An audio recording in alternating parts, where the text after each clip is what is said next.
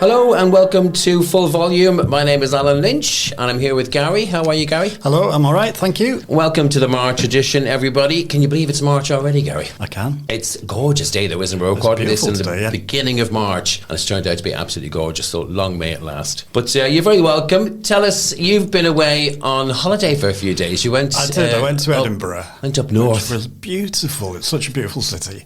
It is. And we went up Arthur's Seat. Apparently it's an extinct volcano.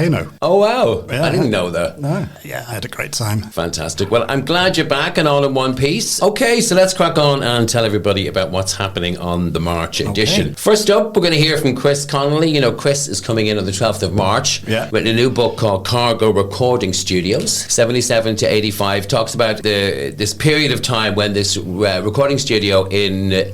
Rochdale. And it only went for a few years, but it hosted some of the most amazing artists, recorded their debut albums there. So he's going to tell us all about that. Then we'll hear from Margaret and Helen, two lovely ladies who work over in Children's Services. National Year of Reading this year, Gary. The girls will explain a bit more about that. They'll also tell us a bit about See Myself in Books, which is a wonderful initiative about diversity. Yeah, that's a great thing. We'll hear from the girls in a wee bit. Also, we're going to tell everybody about our Arcady coming up on the 14th of March. I hope you've got your Irish dancing shoes ready, haven't you? I have. I've got my frock ready. That'll be happening on the 14th. We'll tell you all about that shortly. And the two Olivers are in as well. Little Oliver's back. Do a little review for us. He's read another book, rather. I'll start that one again. He's read a book and wants to tell us all about it. So the brilliant Oliver will be here. And then Big Oliver, Tall Oliver, if you like, who works here. He's here to tell us about his new club, the International Film Club, which happens every month here at the library. So more from him later. And then a special treat from the archives as well, Gary, because it's March and it's Mother's Day. It is. If anyone is just sitting up in shock now thinking, oh my God, don't worry, it's still a week and a half away, right? It's next Sunday. Yeah. Sunday 15th of March. So if you haven't sent a card yet, get it in the post. But we've got a very special message from the archives. Dave Govier has pulled this one out. Tom will be here to tell us about it. It ties in with Mother's Day, but also includes a message from an absolute Mancunian icon. Yes. Yeah. An icon of icons. So we'll tell you more about that later on. And then we'll get, of course, to our monthly roundup as well, where we'll round up what's happening across all the libraries here in Manchester. So, are we ready to go? Yep. Let's push the button on this month's episode of Full Volume.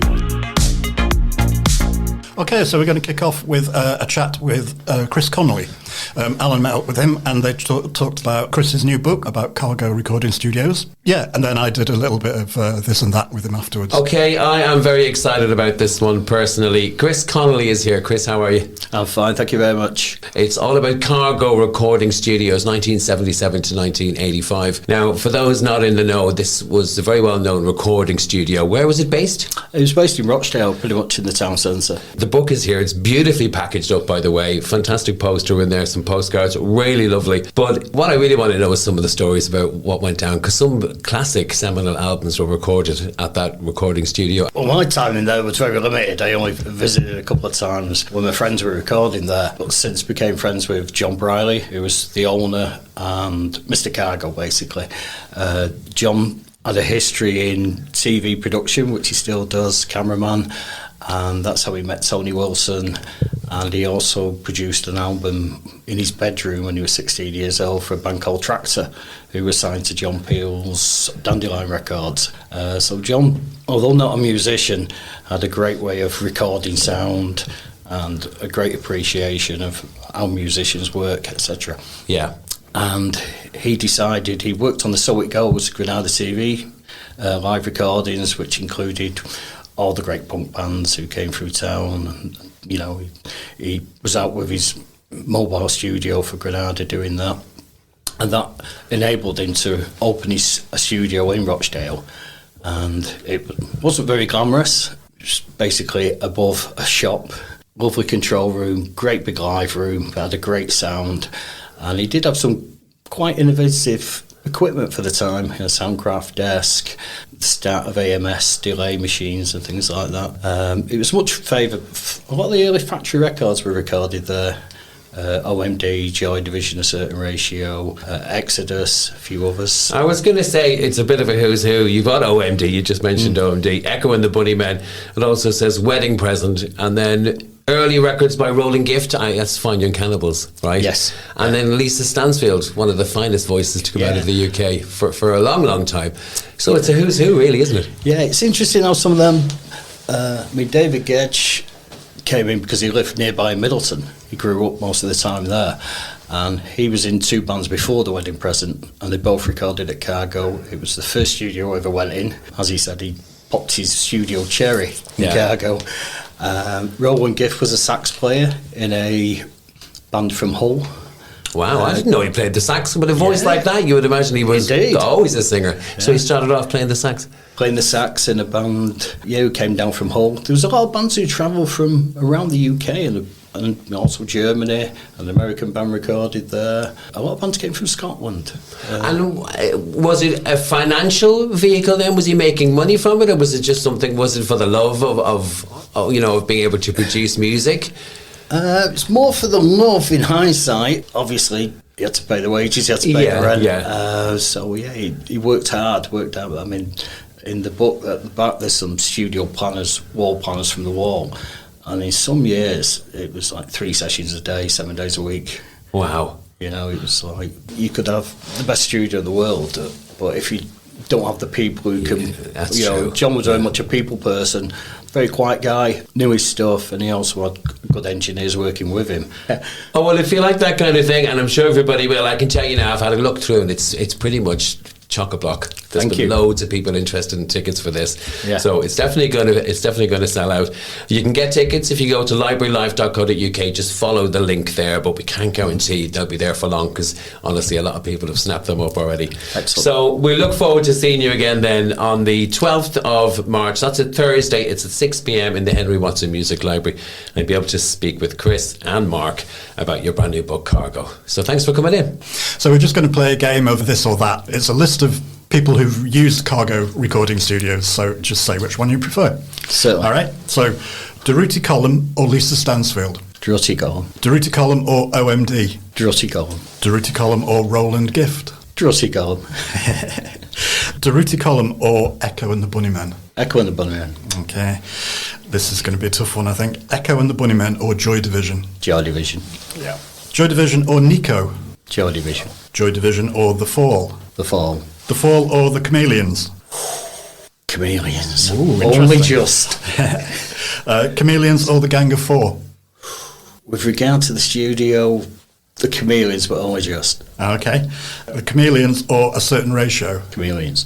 And finally, The Chameleons or The Wedding Present? Chameleons.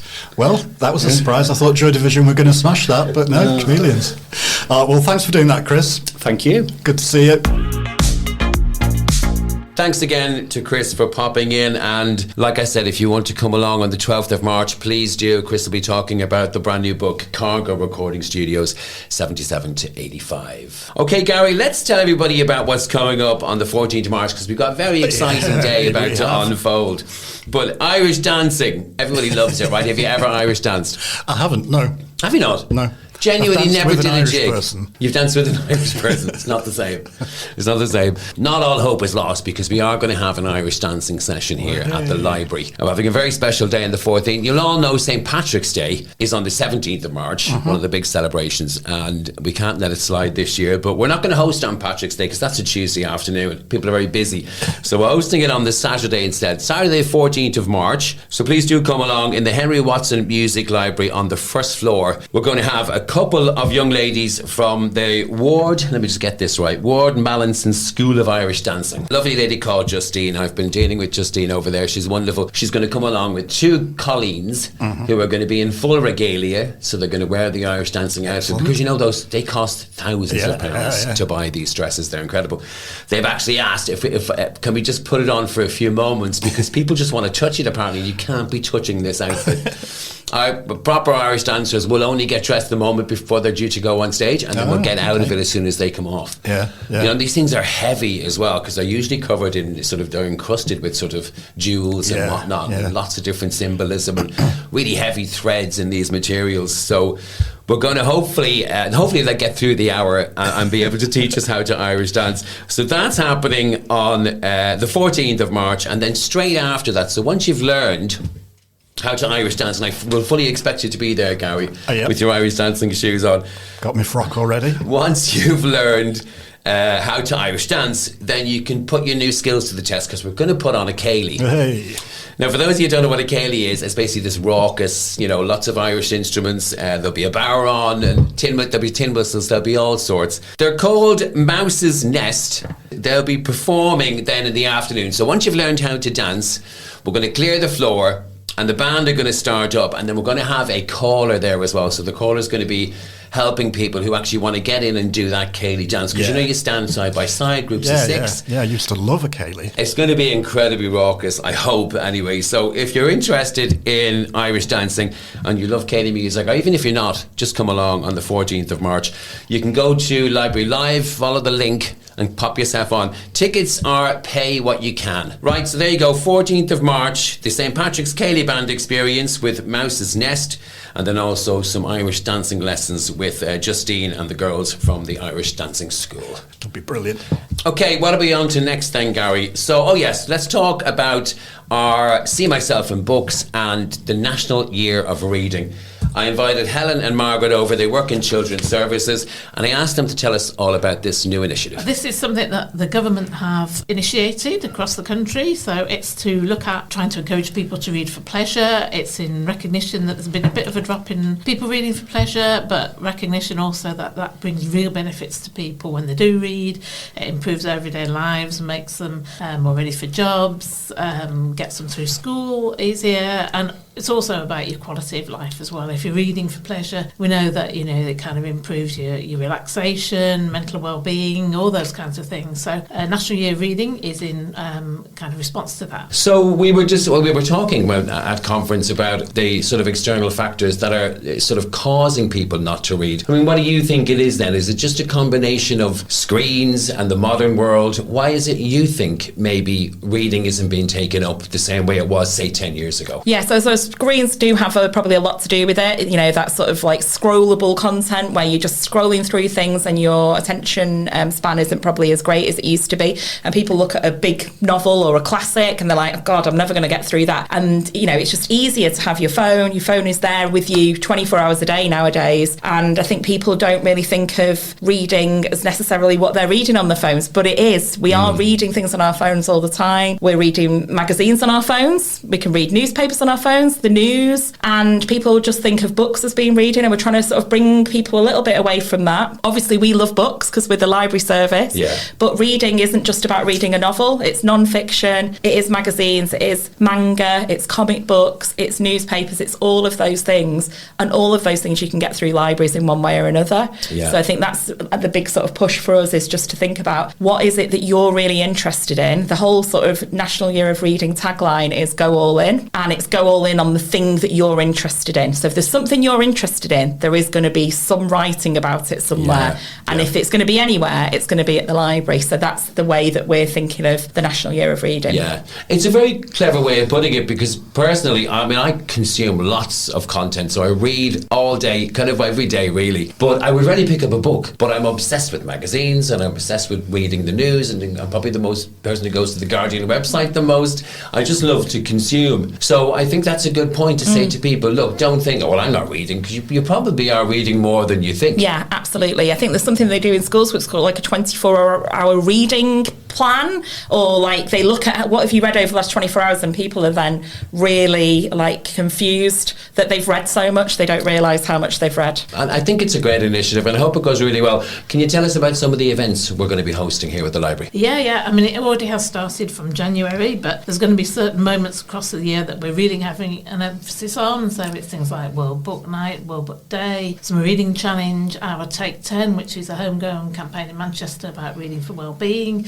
All of those things that we do, but we're going to kind of enhance this year, as well as lots of other things and surprises that will be coming up across the year as well in libraries. And it's really to get people coming into libraries and realising the breadth of what we do and the breadth of what we offer. It isn't, as Chris Connelly said, it's not just about the books. It could be newspapers, it could be listening to books online, it could be a whole variety of things. Yeah. So it's really getting that message out to people. Let's talk a little bit about See Myself in Books. That's another initiative, so tell us a bit about that. So yeah, See Myself in Books is a project that's been running for how many years years now, Margaret? Oh, 4 or 5 years now, but this is the second year that we've done our festival. Yeah, so we have a massive festival for schools, which is in March, and we have 2 weeks of author visits for schools over the 2 weeks in March, starting from Monday the 9th of March, and we have a really massive day at Stoller Hall where we have lots of authors. So we've got some famous people coming. We've got Ramsey, haven't we? Who else have we got, Margaret? At Stoller Hall, we've got Hamza Arshad, we've got Ashley Thorpe, and we've got Nadia Shireen. And across the whole 2 weeks, we've got 13 authors in total, mostly coming into either libraries or schools. There's also an online author session as well. Yeah. So See Myself in Books is all about seeing yourself in books. So it does what it says. And it's about getting those authors and illustrators of colour or neurodiverse authors and illustrators, and we get them to either have live sessions with the young people or sometimes Zoom sessions, and really just concentrating on those different authors and illustrators over the 2 weeks to really bring a sort of spotlight on those different types of titles that people can read, and then get that message across to everybody. Okay, time for another book review, and Oliver is back again. Oliver, it's lovely to see you. How are you? Good, thank you. How are you? I'm very well, thank you. So tell us, what have you been doing? We haven't seen each other for maybe 6 or 7 months, I think. What's been going on in Oliver world? Well, school, football, cricket, all that jazz, and sleeping. Yep. I know you're a busy kid because your grandmother tells me all the time about how busy you are, and that is fantastic. You have big plans, I think, for life. So I'm looking forward to hearing lots and lots more about you in the future. For now, though, you are going to review another book for us. So tell us, what book are you reviewing, and then tell us all about the book. So I'm going to review Vajak Paw by S.F. Said. So it's about a cat that lives high up in a old house and has never left the home, ever. And then his grandpa tells him about martial arts for cats. So he tries to survive against dogs, cats, cars, people. And then at the end he fights against with some friends, he fights against a very bad cat and wins the fight. Just how to fight, basically. So how to defend himself in the neighbourhood against all the other animals. Yep. So tell us the main character's name and give us a little bit of the story arc. What happens then as the story goes on? So the main character's name is Vajak Paw. He finds a couple of friends and they continue across the city looking and searching for food to try and survive, and fighting against other things and survival. It sounds like he has a bit of a hard time surviving. What attracted you to a story like this? Do you like the fighting element, or do you like the fact that this cat kind of has to survive in the wild? What did you like about it? I'm more of a dog person, but I do love. It's just the story. You want to know what happens next. If you finish on a chapter, you want to read the next chapter. It just leaves you on a hook. So you want to find out what happens. Thanks very much for that review. Brilliant, Oliver. We'll speak to you again soon, okay? Bye. Okay, from little Oliver to big Oliver. Oliver works here at the library and he's got a brand new club. It's called the International Film Club, where every month they're going to play an international film. So I'm going to let Oliver tell you all about it. Let's hear from him. Hi, my name is Oliver. I am the programmer for the Manchester Library International Film Club, which is a once monthly screening series where we like to show a flavour of movies that you don't tend to find anywhere else, from the obscure to the cult classic, stuff that's a little harder to come upon from countries that aren't usually given the same level of press. The aim of the club was to expand people's cultural horizons with films, and I'm very lucky in the first year we were really able to do that. Give us a little flavour of some of the movies that you showed then in your first year. Yeah, okay, so the definite biggest hit we had amongst people, we showed a film called Peking Opera Blues, which is a Hong Kong film from the late 80s. It's a historical romance, martial arts, spy, espionage thriller. It's 3 female leads. It's very funny, very exciting, very out there. And afterwards I had so many people coming up to me after the screening, and these were people, that you wouldn't usually expect to watch this kind of film, saying that's the best film I've seen all year. Yeah. Or at least one woman said it was the best film she'd seen in 5 years. Oh wow, well that's high praise. Yeah, but we showed that. We've shown films from Brazil. We've shown films from, the USSR that were filmed in Kazakhstan in the 80s, like a sci-fi thriller filmed in the Kazakh hills in the late 80s, which is so unique, so different, so out there. And it's the kind of thing that's really difficult to get anybody to come and see unless you're really putting it out there and you're explaining why it's interesting. And the way our film club works is people vote on which film they want to watch. I was going to say there's a twist, isn't there? Yes. Insofar as you can go online before you come, place your vote, but you won't know whether the movie you voted for has won till you get an email on the day. That's it, yeah. On the day we send out an email, but we put forward 5 films in advance. Each of those films will be from a different country, and ideally each of those films will be from a different decade as well. I really want to give a large expanse of the sort of things we're putting forward. So we put those out, people can vote on them, and then whatever the most successful one is the one that we show on the day. And that's led to some really interesting choices. And the films that I have always watched and went, I'd have loved to have seen that with a crowd in a theatre. The fact that we're able to put that on is just top notch. Well, that's what libraries can do, isn't it? We can do that niche little thing where you think, like, who would go and see this? Libraries are perfect because we can do that and take chances and roll the dice and say, look, let's do something different. And I think we were talking before we started recording about the industry in general and the price of cinema tickets, and Hollywood's had a terrible year, hasn't it? So to come in and be able to come to your local library, watch a movie, and they're free, aren't they? There's not, you can pay if you can do a little. Can you leave a little token gesture if you want to? We're a free service. We do have a recommended donation on the booking form, but there's absolutely no obligation to donate to us, and you also get free popcorn when you come in. So but what you were just saying, a lot of the types of films that I want to show, they go down really well with an audience. People love to go out and see something different, but there is a risk associated with that when you're going to spend £12 on a ticket or £16 at certain chains. When ticket prices are that high, it's no wonder people don't want to take a risk. They want to go with something familiar. So what, like you said, what we're able to offer is the opportunity to go, this is free. If you like it, you can give us a little bit of money. Give it a go. But if not, just come down, watch something that you're never going to see anywhere else. Thanks, Oliver. Appreciate that. Thank you, Alan. Hi everyone, it's Eleanor and I'm back again with another book review, and this month I am reviewing Green Dot by Madeline Gray. For those who don't know who Madeline Gray is, she is an Australian writer and Green Dot was her debut novel. Her new book, Chosen Family, is coming out this month. So if you have read Green Dot and enjoy it, I would thoroughly recommend getting yourself a copy of that. So Green Dot is about 20-something-year-old Hera Stephen who starts work at a journalist as a content moderator and falls in love and starts a very passionate affair with one of the journalists called Arthur, who just happens to be English.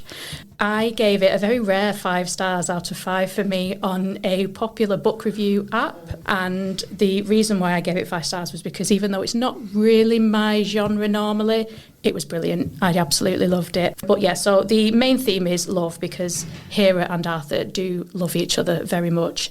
He's just got an obstacle of his wife that threatens their relationship. That's quite the obstacle. It's quite the obstacle, and the further on you go in it, the more you think, are you going to leave her or are you not? There's also themes of frustration and anger from Hera's side as well, because she doesn't know where she stands with him. She basically puts her life on hold for this man who she doesn't know is going to be with her forever or is going to just leave her and stay with his wife. So it's in first-person narrative, which I don't really read a lot of either, but the way that Madeline Gray wrote this, it's a very colloquial, chatty tone, and it makes you feel like a friend is sat in the room telling her story of this passionate affair, and it makes it so easy to read. Hera is very, very funny. She's got such a dry sense of humour. She's really relatable, and I think she's just a really good main character to have in a first-person book. So if you like books like that, this is definitely one for you. I do personally. It does invite you in a bit more, doesn't it? Does, and like you say, it's kind of got maybe a slightly gossipy element too. It's a bit like I'm hearing this Definitely from got the a horse's mouth. gossipy element to it, yeah. And her friends that are in it as well, you kind of feel like one of them. She's got two very close friends, Soph and Sarah, but you also feel like you're the fourth person in that little group because you just think that you're getting this information firsthand from her. And like I said, it's just like a friend telling you this story. So the end, I'm not going to give away the ending because it is quite a relatively new book, and I know that if people do want to read it, I'm not going to spoil it by no saying spoilers what here. happens. But I thought the ending was very satisfactory, in my opinion, but I can also kind of relate to people who would feel a bit frustrated by the ending as well. It's not open-ended in the sense that you don't know what's happened, but the relationship goes one way or the other. Is it giving away too much to say that maybe it doesn't end well? It depends who you're rooting for. I suppose. Yeah. It depends really who you think is in the right and who's in the wrong. Because obviously in an affair it takes two to tango. She's the single one. She's the one that's got a whole life ahead of her, and she's the one that's basically sacrificing everything for a chance with this married man. He's the one with the wife and the family. I think he's about 20 years older than her as well, so he's had all those life experiences that she's putting on hold for him. So yeah, like that's a strange dynamic, isn't it? It is a strange dynamic. And there's also a brilliant part in it as well where she actually ends up in England during COVID, so it's very relevant to these days as well. Again, just the differences between her quite relaxed life in Australia to this very regimented, lonely life in England. She tells in such a way that you think, oh God, your heart goes out to her. But then in the next sentence, she can say something which makes you laugh out loud. It's just a brilliant, brilliant book, and I can't recommend it highly enough. Fantastic. And as per usual, let's go. I know you said you gave it a 5-star review on that website. Are you sticking with that? Are we going for a 5-star review this month? If I could give it more, I'd give it 10 out of 10. It's brilliant. It really is. Maybe we need to create a 6 out of 5, don't we? Oh my God, yeah. 6, 7, 8. Well, yeah. Oh, brilliant. Thanks, Elena, as per usual, and we'll speak to you again next month. Yep, speak to you soon. Okay, it's time for the second part now of our new series From the Archives, where every month Dave Govier, who is an archivist here at the library, is going to dive deep and bring out an archival piece for us to listen to. So Tom is here again. Tom, it's lovely to see you again. Yeah, good to see you, Alan. Thank you very much for having me back in. I'm a bit dusty from the archive, as you can see, but I'm here. You're going to have to wash your hair before you go home. So tell us then, we're into March, and what lovely treat have you got for us this month? Well, of course, March, it's St. Patrick's Day, but it's also Mother's Day, and the two are very, very close together this time. So it's Mother's Day on the 15th of March. Have you got your mum something nice? I haven't. Well, I live in the UK now. My mum lives in Ireland. I do send her a card every year. It doesn't always get there on time. But thank you for the reminder. I will be popping something in the post. So if you're looking for some sage advice on how to treat your mum well, we've got Noel Gallagher at the height of Oasis's 90s fame talking about his relationship with his mother Peggy this month. So here it is, a From the Archives clip. And just a reminder, if you want to listen to more clips from the Piccadilly Radio Archive, you can listen to them on the sound pods on the ground floor of Central Library. And there's hours of Piccadilly Radio that you can listen back to there. So without further ado, here's Noel chatting about his mother, Peggy. Is it? How are you going to keep your feet on the ground? Because enormous pressures on you. I know that you're going to say, well, pressures are what you make them, but there are enormous pressures. I'm blessed with probably the greatest mother in the world. When I go home to her, we're not rock stars. We get thrown the tea towel and the washing up liquid after the day, and it's like you're washing and you're drying, and we've just like come back from Japan or something, and just pull up in a Rolls Royce, and your mum's going, I don't care who you are, get the washing up done. I make us a cup of tea while you're in there. So I mean, it's your family and friends that keep you level-headed and that. But there's 40,000 out there this weekend. Each night for you, packed to the rafters. Yeah. You're in your home city. You're going to go out worldwide. You know that you're worldwide and famous now, don't you? Yeah. And somehow you cope with that. How do you cope with that? Well, you just got to remember where you come from and where you'll probably end up, because, I mean, this might last for 5 years. We might put all our money into some bizarre business scheme that might go bust. I could be skint in 5 years, but I'll have a laugh doing what I'm doing, and I'll never forget where I come from, and I'll always keep my feet on the ground, and I'll always vote Labour. I think you're too level-headed for that. I'm all right. I'm cool, me. What about that best mum in the world? Does she ever ring up and reprimand you or say this to her face or whatever? Every time we go on, she'll have a stack of magazines and go, and you've been swearing again on the telly, haven't you? I'm like, sorry, man, I was drunk, but yeah. Oh yeah, she's well up for giving us a clip round the ear, actually. Yeah, my mum. And that's not just you being flippant. No, that's true. I do indeed. Yeah. That's a wonderful relationship, and wonderful level-headed relationship. Yeah, it is. Okay, so as we do every month, we're going to just wrap things up now with a few of the things that are happening across the branches. I was over in Wythenshawe last week, actually. They're doing a fantastic initiative over there where they had a director from Coronation Street come over, and then, because they do this really good acting class with Andrew Ellis, featured on last month's episode. So alongside that, Andrew brought in a couple of directors from Corrie, and then they were teaching the kids not only how to act but also how to direct themselves in a scene and direct each other. So I had the pleasure of watching some of these kids get up and act, and I'm always in awe of people who can just stand up and turn into another character and then blow the socks off people. There's some really, really great talent over there in Wythenshawe. But while I was there, I was also talking to James, who runs Wythenshawe Library, and he was telling me just to big up Music Evermore. They're a team who work from out of the library. And basically what they want to do is give kids lots of music skills. So it's a fully funded instrument tuition and music class in a band setting. Ooh, fab. So you can go in and play the drums, and basically you could form a band just for half an hour. To see how you get on, see if it's your cup of tea. That's great. All genres are welcome. The spaces are limited. I know they fill up pretty quickly. So if you're interested and you're in the Wythenshawe area, musicevermore.com, go to the website and find out a little bit more. Great. And also he asked me to mention Afro Tots at the Wythenshawe Forum as well. This is on the third Saturday of the month. Basically, it's a family play group celebrating and educating African culture through music, dance, food and craft. It's open to all who want to experience or diversify their children's cultural capital. So two sessions rather on the third Saturday of the month. The first one is from 1 till 2:45, and then the second session is from 3 till 4:30. It's £2 per person if you want to book. There will be a warm lunch, they'll be making crafts, and there'll be music. Lovely. Okay, well that's just about it then for another month. Thank you very much for listening. Join us again next month. Gary, thank you as per usual. I hope you have a lovely March, and everybody, we shall see you all next month. Thank you very much. You've been listening to Full Volume.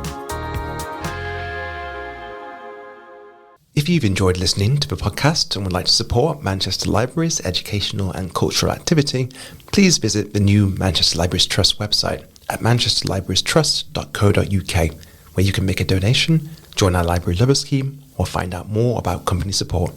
Thank you.